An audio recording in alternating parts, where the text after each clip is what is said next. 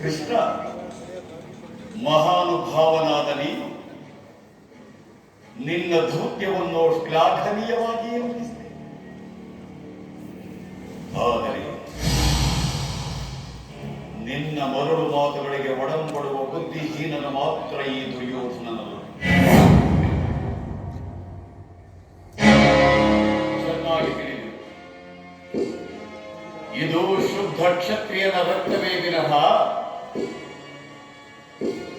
ಸ್ವಾಭಿಮಾನ ಶೂನ್ಯತೆಯ ಕೊಳಕು ನೀರಲ್ಲ. ಕೃಷ್ಣ, ದುರ್ಯೋಧನ, ಇಷ್ಟೊಂದು ಅಪಮಾನವೇ? ಇದು ನಿನ್ನ ದುರಾಗ್ರಹದ, ದುರಹಂಕಾರದ, ದುಸ್ಸಹವಾಸದ, ದುರಾಶಯದ ದುರಭಿಮಾನ. ವಿಚಾರ ಮಾಡುತ್ತವರ ವೇಶ್ಯ.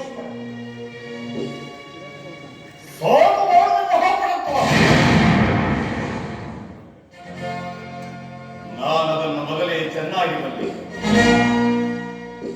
ಏನೆಂದೆ?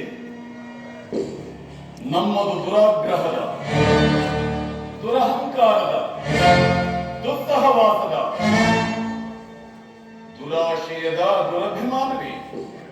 ಭಲೆ, ಬಹಳ ಚೆನ್ನಾಗಿ ಹೇಳಿದೆ. ಹಾಗಾದರೆ ಕೇಳು. ಈ ಕೆಚ್ಚನೆಯ ಕೌರವನನ್ನು ಕೊಚ್ಚಬೇಕೆನ್ನಲ್ಲವೇ ಆ ನಿನ್ನ ತುಚ್ಛ ಭೀಮ? ಅದು ದುರಾಗ್ರಹ.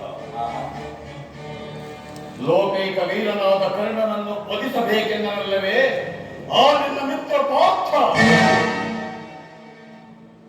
ಅದು ದುರಹಂಕಾರ.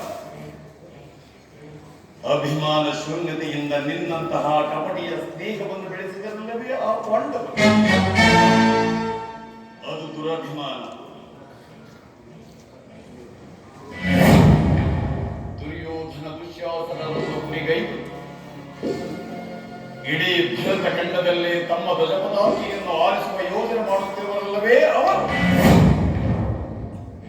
ಅದು ದುರಾಶಯ.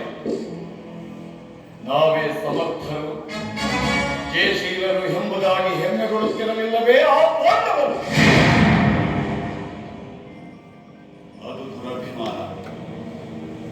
ಎಚ್ಚೇನು ಕೃಷ್ಣ, ನೀವಾರು ಏನೇ ಹೇಳಿದರು, ಈ ಕೌರವನ ನಿರ್ಧಾರ ಚಲಿಸಲಾರ, ಚಲಿಸುವುದಿಲ್ಲ. ಸುಮ್ಮನೆ ಕಂಠ ಶೋಷಣೆಯಿಂದ ಪ್ರಯೋಜನವಿಲ್ಲ.